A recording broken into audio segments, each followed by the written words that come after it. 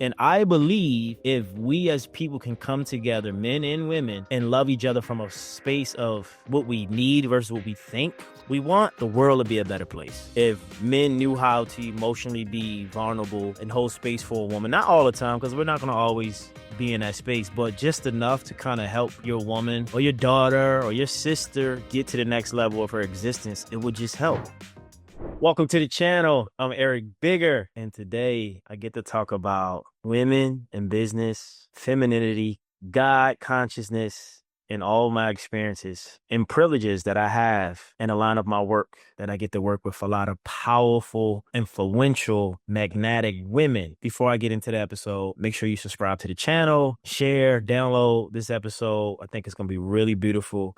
And it might be controversial for some people, but I also want you guys' opinion, challenge me on this, but I'm speaking from my paradigm of my belief system based on my perspective and experiences based on what I've done in the coaching industry. So in my line of work, a lot of my clients are women ages between 40, 52. Most of them are wives or former wives and definitely moms, right? And with that, I've always attracted, at least in the last year, women who are predominantly in their masculine energy. Not that it's a bad thing, but I think the women I get to attract because they're highly successful, they make good money, they're driven, they're honest, they're authentic. In the midst of that, there's some burnout that takes place, some overgiving, oversharing, overdoing in the masculine space within their vessels. Most of these women are wired to be in their doing energy, in their masculine energy. They're usually the quarterback of their business, their family, and their lives. And they feel comfortable, they feel competent, and they feel confident in that space. I'll talk about the shadow side of that space, but I want to acknowledge the great stuff. So what I see is that these women are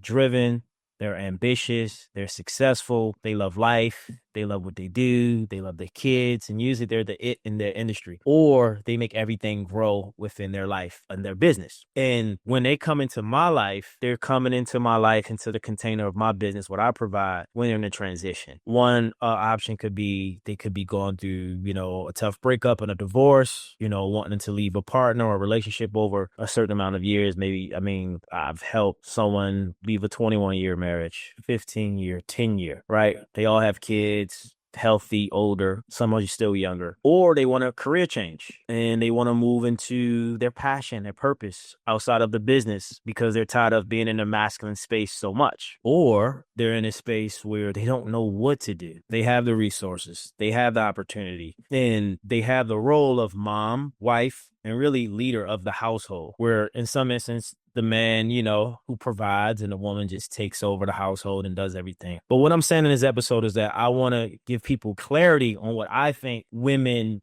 are designed to do in life outside of what they already do in life. With all this experience coaching successful women, entrepreneurs, they make good money, married, kids, they have the whole 9 yards. Foundation set. What I know is they're very confident about what they want when it comes to business, what they want for their family, what they want for themselves, what they want out of life. But when I'm thinking about the ones that who are highly successful, I'm like, okay, not only that they're highly successful and they have kids, what I like to get to the root of things, right? So I like to get to the root of a woman, right? Why was woman created to have a child? Why was her body, her vessel created to create life through her body? That's a miracle. So when I think about it, I believe women are closer to God than they know. I feel like women can tap into that God frequency quicker than a man can. I found out a few weeks ago that before we're born, everybody, even men, are in a female body before they're male. I think 9 weeks, I was told. So I was like, oh, that's interesting. And women always go first. They always go first.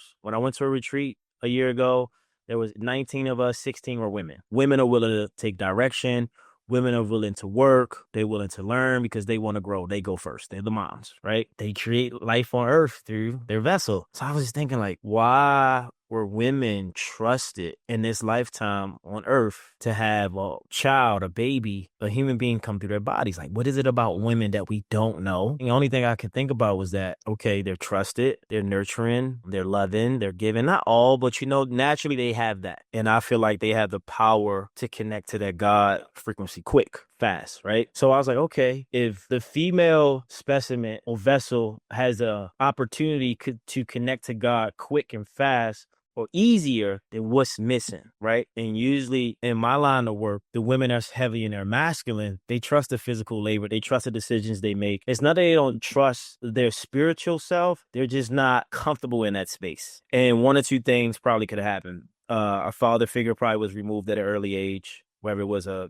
transition and passed away, or dad made them work hard to get love, or dad wasn't present enough, right? Or dad was a hard worker, so they did what dad did, but wasn't as loving as much as he was working. So I was like, okay, that's kind of like consistent. So usually what I'm saying is we are what we see. We are the blueprint that's in front of us. And with my line of work, I'm like, okay, so they're coming into my container to get feedback from me, which I'm a man, I'm masculine. What is it about me that they trust? Okay, I know I make them feel safe. I'm not judgmental. I'm kind of open to hearing what they got to say. But I think what women know in the world, especially in men, they can feel what's inside of a man more than probably he can. That's the spiritual nature of a woman. So I feel like they can feel my masculinity as being healthy, as trustworthy, as open to listening and hearing what they got to say. I'm a leader in my space. I trust what I know and I give it with clarity. And I think in the world at large, like women are really good at being in their masculine and their feminine once they figure out both sides. And I think men,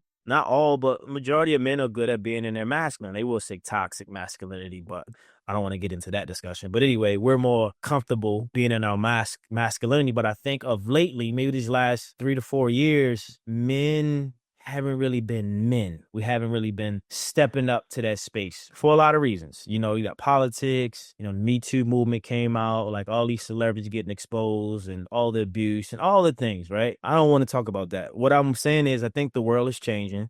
We're in this new earth and we got to meet each other, right? The masculine and the feminine, not only with each gender, but within ourselves. Right. So in my line of work, I'm super spiritual. I pray a lot. I pray before I get on calls. I pray after calls. I meditate. I work out. I ground. I do all the spiritual stuff, but I'm also disciplined. I'm consistent. I have systems within my business. I have systems within myself, within my life. And there are things that can be better. Right. But I'm realizing within my life, I'm learning how to have a healthy masculine and feminine business within my union of self. So the women that I'm teaching and coaching and helping and mentoring is I'm giving them a space to be who they really are, but to allow them to tap into both parts of their self for the fulfillment of their dreams, of their lives, of their families, and everything. Like I got one client right now. She's brilliant, smart. She's a mom. She's a wife. Like they do great business together, her and her husband. And she just want to transition and she wants to sing. She wants to fulfill her passion of singing, but she don't want to be in the business world anymore. She was there for 20 years. I think she's 48, 49. And she called me the other day and it's like, I got to talk to the board of directors and tell them I can't wait. Like I'm just not in alignment and I feel it. That's her trusting herself. But over the past 2 months in our sessions, we've been talking about all the stuff I reveal to her or make her aware. She already knows. She already know these things. But sometimes what I'm witnessing within women, sometimes it's hard to do the thing So you need someone, usually the masculine, to trust yourself in that space. Like I have female friends that they have big opportunities and big decisions on the table, and they're so afraid to step into that because they just don't feel safe. And so, and I kind of reiterate to them, I said, this is why every woman needs a man. And vice versa for men having a woman. You need a partner, I would say, of the other energetics, if you're, masculine, feminine, masculine, to kind of help you in the space of growing and expanding. So the moral to the story is that in my line of work, what I'm experiencing is that women want it all. They're willing to do the work, and they've been suppress, repress, set back in so many ways that we don't know. And they just want change. And look, it's not that, they want money, but what I realized, they don't really care about the money as much as it looked, just because they make a lot or they do a lot, or at least the ones we might think we know, or ones I know. At the end of the day, women want love. Women want love. And for some women, having money, having success, unconsciously might be the thing that they think was going to get them love, or they were programmed to get from their father or the male figure in their life when they were young. And at the end of the day, men want respect, right? So we do all these things to get that one thing, and to get that one thing in a healthy way, I believe we have to integrate both energies, the masculine and the feminine, within our vessel in a healthy way, so we can receive the fruits of our labor, we can receive what we need, and we can receive what we want. So then I come in and I just bring it all together and I make them aware. I hold them accountable. But more importantly, I just make them look at what they already know. Women don't really need you to give them advice as much as we think. They just need someone that's on their team that they can trust. They know what to do. They're women. That's why they can have kids. So then I'm thinking even deeper, right? Because I said women have the opportunity and a capability to reach God consciousness really quick. So then, I have a sister, she has 4 kids. And so I was talking to my girlfriend the other day about women, having babies and what they grow through and go through with postpartum and like the process, C-sections. And I'm like, man, women really go through a lot, but no one really televises it. No one talks about it. It's just like, yeah, you have a kid and raise the kid and then go to work and then make money. And it's like they do all these things. And I'm looking like women are really, and I knew this 10 years ago that women are a little bit more stronger than men. At least they have their pain threshold is, I would say, higher than men because of all the pain they're willing to go through to have kids, to live in life. And they're sensitive, they're emotional beings. So sometimes their emotions might not be as true as they think they are because they're emotional. They're like the ocean, it goes in waves. One minute they want this, another minute they want that, right? It doesn't matter. Women are women. I think they're great. They're phenomenal. I mean, shouts out to my mom. Mom, I love you. Karen Evans, you made me, and I wouldn't be here without you. And my dad as well. But now that I have a better perspective and understanding with women, moms, wives, just all that go through, I'm able to have more compassion, grace for the women species and understand that it's more than what it looked like. So why am I saying all this and why am I telling you this? Because I know there's a mom out there who has everything on paper and she has the house, she has the money, she has the kids, but she's so lost in momhood and being a wife that she neglected and abandoned herself because she's doing all the physical things to keep the house in order, to feed the kids, to be a great wife to her husband, to do all the little things to make everything go, but she's not feeding her soul's purpose, or she doesn't even know her purpose outside of momhood or being a wife. And I'll also see like once the kids get older, that identity shatters within a woman. Like I said, I have a client who, her kids in college. I have another client who has 3 kids and 2 kids are going to college. So it's like, yeah, they don't need you as much. They don't call you as often. They don't check on you as much. So I feel like in their minds, they're like, oh, damn, like if I'm not a mom, then when am I? What am I? They're having an identity crisis. And I think it's something that's so common that no one talks about it. So I'm only talking about it because on the other side of my business, this is who I'm working with. This is who in front of me. So I'm learning, also sharing, because maybe you are that woman, right? You are in a marriage and you have, 3 to 4 kids and you also running a business and you're doing a lot of things, but yet you're burnt out. You're tired. You're overwhelmed. You're frustrated. All you want is some emotional support. You want some love. You want some intimacy. And this is why I always tell guys, I say, look, just because a woman is dominant, she's in her masculine, she's independent, doesn't matter. At the end of the day, that woman wants love. And I think guys, if the woman's single, of course, guys are intimidated by independent women because they don't know how to love them. And the way you love them is how you would love any woman. But you're so afraid of the exterior, what they give off, that you don't understand. They just want love. That's what we all want. But them mostly because they're always putting out. They're always making decisions. So when they come home at night, they just want to cuddle. They just want to be like little girls in their world. They just want love. The thing is that in society, we're so good to judge what we see, and no one takes the time to understand what we need to know. And just because someone has all the things you think you want or all the things they should be grateful about, because they call it toxic gratitude when you should be grateful because you have all these things, doesn't mean like you don't have challenges, you don't have changes. And then look, with women, they have kids, their body go through so many different changes.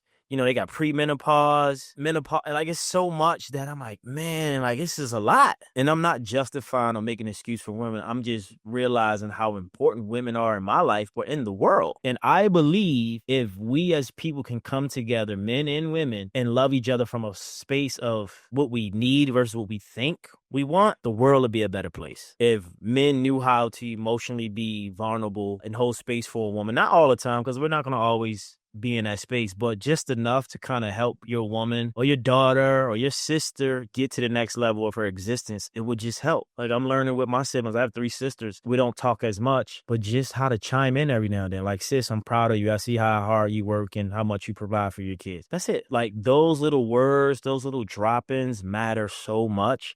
And sometimes, or at least in my mind, I should think, oh, that's cheesy, but that stuff helps women. And women, you know, you got to be open to receiving that from others. And especially if you're always doing and you're putting out and you're always just showing up for everybody, allow people to show up for you, allow yourself to receive the way you give. And look, you ain't got to work so hard. You could just take a step back, be the receiver for a chance. You don't always got to be the quarterback. Receive as much as you give. You know, get in alignment of your soul's assignment where you have your masculine and your feminine working. And in some parties, some cases, like I said earlier, some women may have been raised by an absent father. Maybe he passed away or he wasn't around. They never spent time. So that could lean them more into their masculinity. Or the love they got as a child from the masculine, from their dad, they had to work for, they had to earn it. Or, you know, dad only gave them love when they accomplished something, got a straight A's on a report card, won a award, a spelling bee, I don't know. But all I'm saying is that when we can be aware of where we are and where we come from, we can live the life we want in a authentic way. And we don't have to overgive and overshare. Like for me, you know, I grew up, I didn't get a lot of affection and emotional, mental, and warmth and love from my mom or the femininity in my life. Like my sister, I just didn't get that. So when it showed up, I denied it because I didn't know how to receive love from a woman. I didn't get it growing up. Like, they love me, but when it came to affection, open up my heart and being vulnerable, and I think this is what some men are challenged with, I didn't get that. So also, we can't make people accountable for something they can't be accountable for just because we have a projection and a perception, right? Because sometimes we project what we think, let me love you, let me give to you. Well, if a person is not in a position of never experience these things you want to give or have for them, you got to take your time. You got to give them grace. You got to have compassion. And it's important for us to know each other, you know, on an intimate level, if you're partners, friendship level, especially on a business level, if you're in a business partnership. And I think a lot of times we project based on what we think should happen or should be. And life doesn't work like that. So the root of it all is that women, you're more than enough. You are loved. People do love you. Your family does love you. Your husband does love you. Your boyfriend does love you.